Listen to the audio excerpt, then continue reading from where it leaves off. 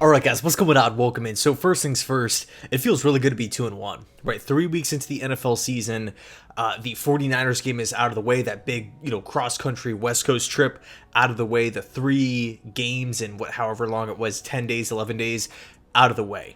Extra days here to prepare for Bo Nix, rookie quarterback Bo Nix and the Denver Broncos, coming in at 1-2, right? And this game also is going to be played at MetLife Stadium. So really excited to see where the Jets are at right now, coming off this crazy win where we not only just looked great on both sides of the football, but we get that divisional win jumping above 500. So it feels good. So this past Sunday, right, yesterday, it was just one of those days where, the Jets aren't on. So it's not as stressful, right? I'm not so high strong, and you're catching some of the daily action, and we have the Minnesota Vikings and Sam Darnold winning again, right? The Vikings have been one of the talks in the league, where you got Brian Flores coming in with this ultra aggressive defense. They're constantly getting after the quarterback.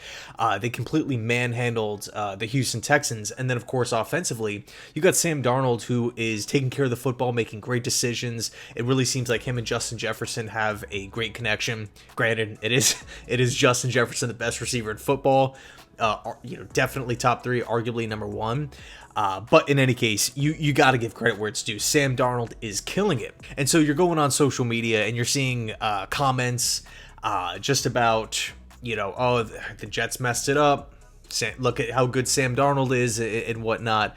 What were we thinking letting him go? And then that whole situation it's almost intensified because you also have another former Jet quarterback in Geno Smith playing great ball as well. Not only is Minnesota undefeated at 3-0, but the Seattle Seahawks are also 3-0. Thankfully, Seattle was able to handle business against the Miami Dolphins, but Geno, I mean, man, he looks good. He has completely cemented himself as an NFL starting quarterback, and we've seen that over the last 3 years. I mean, he takes care of the football. He puts the ball in play. It's been a lot of fun to watch. So for me, my personal opinion, right, my honest opinion on Geno Smith doing his thing, on Sam Darnold doing his thing, these former Jet quarterbacks, whether they're a top-end draft pick like Sam Darnold or a second-round pick like Geno, to see these guys go on and have success with other teams, not so much the Jets, I gotta be honest, despite that, I'm excited for him. Because for me, at least, when I'm watching, players getting signed by the Jets, players getting drafted by the Jets, the moment that happens, I root for him, right? And you kind of create this connection with with players, even if they might not be the best player or whatever. You're still rooting for your own team. You're rooting for your own players, and I find it's rare to have bridges burned. A good example of that would be like Jamal Adams leaving. When Geno left, there was a lot of chaos, a lot of just weird stuff happening within the organization. With Geno getting punched and then Fitzpatrick taking over. 2015 just came out of nowhere, right? The 10-win season. You had weird comments made by Rex Ryan and stuff. It just felt time to move on. But I never felt any sort of hatred or anything towards Geno Smith. And then in the case of Sam Darnold, it was, he was somebody who was drafted from the previous regime, albeit at spot number 3, who the Jets traded up for. Or the Jets, of course, traded up to that position, spot number 3, to go get a quarterback. They didn't necessarily know at the time what it was going to be Sam Darnold. But after the 3 seasons there were still question marks offensively. And again, much like Geno Smith, there was just weird things happening within the organization. We had questions about coaching. We had questions about the offensive line. And it was just... It just kind of felt time. And although Darnold never publicly said, "Get me out of here," or I want to move on, you got that vibe, right? That the Jets and Darnold, at least for me, they both kind of wanted to explore other options. Of course, Darnold gets traded to the Carolina Panthers. The Jets get a massive haul in return. Darnold's there in Carolina for a couple years. It doesn't work out. And then the Jets, obviously, Joe Douglas, right? He handpicks his guy in Zach Wilson. And now, we're looking at this at, everything with, perfect hindsight, 2024. Now Zach Wilson's off the team. and I hope somewhere someday he can, go out and have success, play some solid football. I'm rooting for Zach. So for me, when I look at both of these quarterbacks, right, Darnold and Geno, actually, you know what? Let's split them up for a second and talk about each player individually. Let's start with Darnold, right? He was somebody who was taken up at the top of the draft and loved universally. He was loved at USC. He was loved by draft analysts and insiders. He was loved by national sports media outlets. It was just Sam Darnold nonstop. Whoever lands Sam Darnold, they're getting their franchise quarterback, right? So there wasn't many people doubting Sam Darnold's talent level. Not many people at all. So he was always somebody who had a lot of potential. But, during his tenure with the Jets, there were just a lot of things that, there were just a lot of question marks about the situation, whether it was offensive line talent, offensive line depth, whether it was having to learn 2 offensive systems in the 3 years with the Jets, right? Obviously being drafted in 2018, Todd Bowles and Jeremy Bates, right? The Jets move on after 1 season and they bring in Adam Gase. Everybody knows how that situation played out. So it's fair to say that Sam Darnold never really received the best offensive coaching. You're looking at that, you're looking at the coaching, you're looking at him having to start right away and, go out there and look like the guy right from the get-go. Monday Night Football, Detroit Lions, I remember that game perfectly. You could also talk about really the lack of talent at wide receiver. Let's just take a look at the last season of Sam Darnold's career with the New York Jets. So his supporting cast on the offensive side of the football: Frank Gore, Denzel Mims, Jamison Crowder, and Brashad Perryman. The O-line looked like Becton at left tackle, Alex Lewis left guard, Connor McGovern at center, GVR right guard, and then George Fant at right tackle. Looking at that offensive roster and then factoring in Gase and factoring in, the pressure on Darnold to succeed and all these different things, him just never really being able to consistently string along, a lot of good football, he wasn't really put in the best position, objectively speaking. And then with Geno Smith, 3 touchdowns, 3 INTs on the season, that's obviously not great, but he's completing over 74% of his passes and has 787 passing yards through 3 freaking games.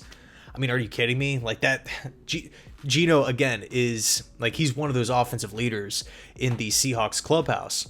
But you're taking a look at his early tenure with the Jets. I mean, talk about just chaotic, right? From him being forced to start early, much like Sam Darnold, that didn't really have the best offensive coaches to work with. Rex Ryan, obviously defensive guy. We're cycling through these offensive coordinators trying to figure it out. And Sanchez gets hurt in preseason. Rex Ryan puts Sanchez back in the game. He gets hurt. Now Geno's forced to start. He wasn't ready to start.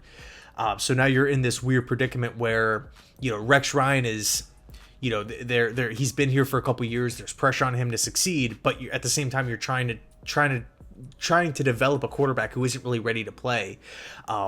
Again, much like Sam Darnold, didn't really have a ton of offensive help. Like the Jeremy Curleys, the back end of Santonio Holmes' career, Austin Seferian-Jenkins, there wasn't really that go-to actual weapon for Geno Smith. I guess you can maybe argue Eric Decker in year 2, but that's really about it from Geno's standpoint. Then you move on. There's just a lot of losses in there. There's a lot of times where Geno's getting hit. He gets obviously punched in the face. He's out for the season. There's some drama there. And again, at the time of Geno's exit, it just felt as though it was time. The Jets wanted to move in a different direction. Geno wanted to move in a different direction. But here's another common denominator, right, on why I think these guys are having success in 2024. They've both had a lot of time to sit on the bench and watch somebody else. Right. In the case of Geno Smith, he spent his rookie contract with the Jets. After that was up, he signed to be a backup with the Giants for a season and learned under Eli Manning, a future Hall of Famer. After that year, he goes and signs another backup contract with the Chargers in San Diego and learns behind Phillip Rivers, another great quarterback. After that deal, he signs another backup deal and sits behind Russell Wilson, who at the time was playing lights out football, and learns from him. And he was there for a while. So he really paid his dues.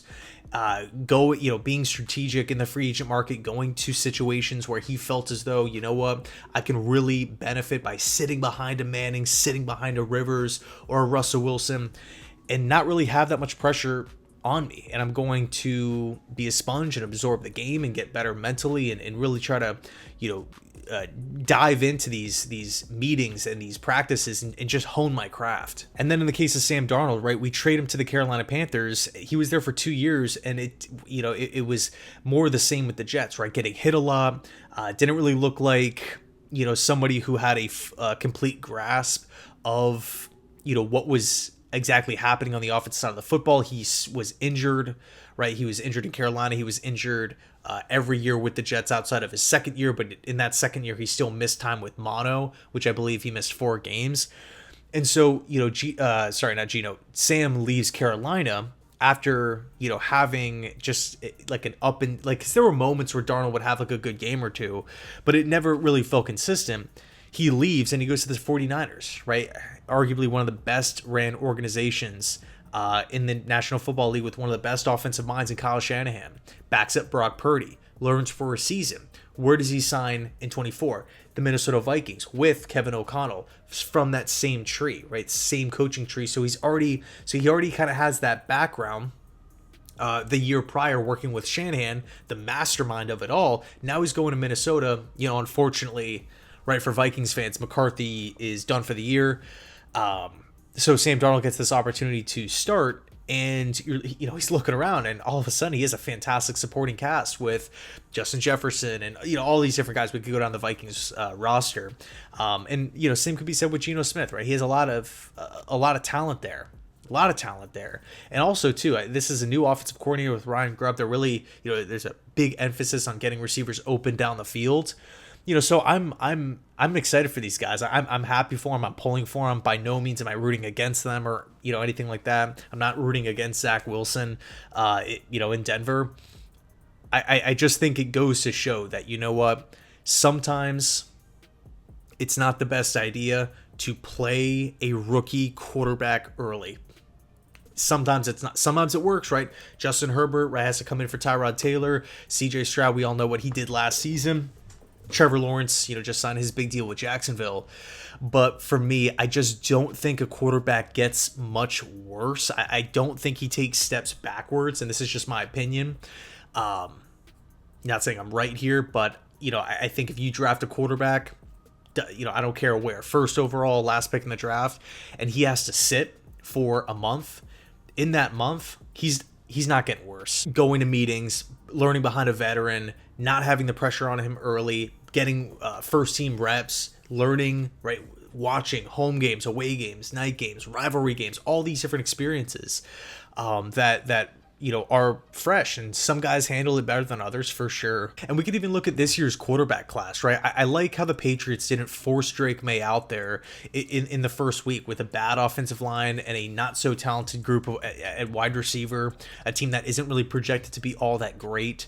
I think you can maybe make an argument, hey, look, if Caleb doesn't start the year off and he starts week 5, week 6, is, in that month, did Caleb get worse as a quarterback? Probably not. I would like to think that he maybe just picks up the system a little bit better. At worst, he stays the same. But you would like to think that he would be maybe a little bit more mentally prepared entering in week 5. And again, Caleb has made some awesome throws. He's had some great moments. But again, I think for me, and this is just my point of view, my opinion, when I'm talking about drafting a young quarterback, a young QB, especially one with a ton of talent, it's a draft pick with a lot of responsibility behind it. You can't screw these up. I would rather play it safe and maybe sit the quarterback if he's not ready. Sit the quarterback if you think he's just going to get decimated from the offensive line. Sit the quarterback if you don't think he's picking up the offense, and not force him out there. So that's kind of just my take on it. I would love to hear yours down below in the comment section. Anyway, thanks so much, and as always, go Jets.